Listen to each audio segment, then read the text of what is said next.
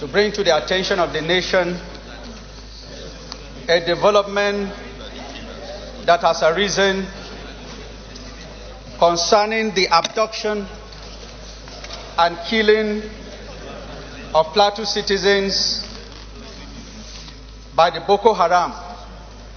It's not different. The Senate notes that a new trend is emerging in the Boko Haram terrorism in Nigeria,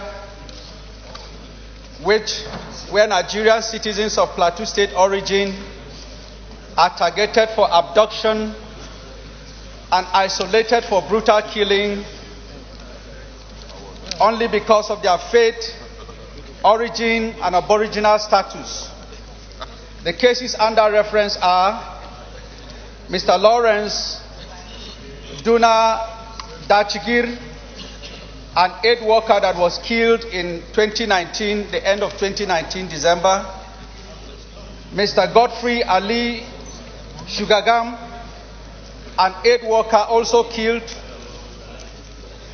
The recent one is a 200-level student of the University of Maiduguri, Mr. Robfield Dachia Dapel. There is also Jennifer Okombong Samuel, a health worker that had the fortune of being released recently. There is Lillian Gyang, a student of University of Maiduguri, abducted while returning to resume her studies, but is still under Boko Haram captivity. There is also our brother Malam Abdul Hamid Bashir, who is still under captivity in Boko Haram enclave. Also notes that the consequential effects of this defective narrative has led to the abduction of over 6 persons, 4 male and 2 female, as I've listed above. The 3 boys, including an undergraduate of the University of Maiduguri, like I've said, brutally murdered by Boko Haram at close-range shots, and videos of the killings, which were laced with hate messages, have gone viral, evoking passions and condemnation, not only in Plateau State, but across the nation and even globally.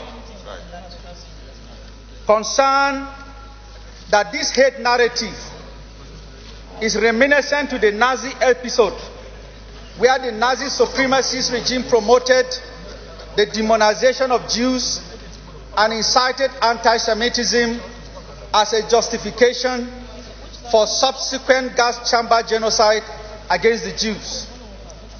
The hateful narrative being orchestrated by Boko Haram is intended to set other Nigerian citizens against their Plateau brothers and sisters.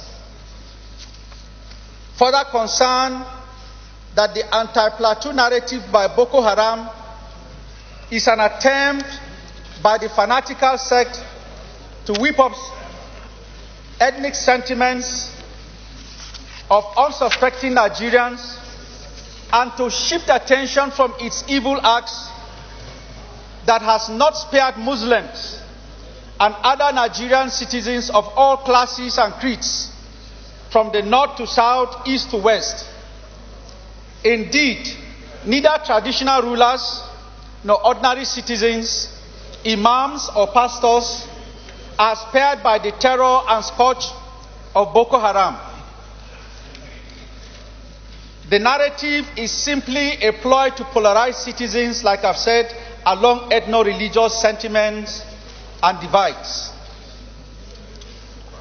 Aware that the anti-Plateau Boko Haram narrative draws attention to the early days of banditry, which was obviously perceived as a Plateau problem, hence not giving desired attention, deserving a national emergency.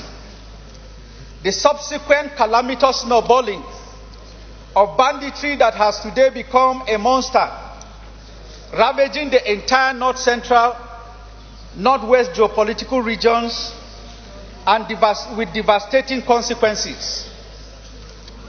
To allow and isolate the anti-Plateau narrative of Boko Haram is to ignore the lessons that history has tabled before us, and in so doing risk its spread with any other state as the next possible victim.